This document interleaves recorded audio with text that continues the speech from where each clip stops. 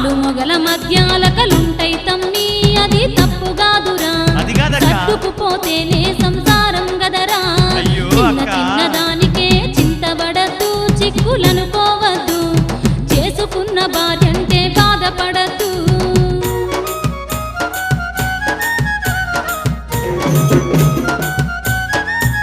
నా అందానికి సరిజోడుకు కాదంటుందే సరి తూగమంటుందే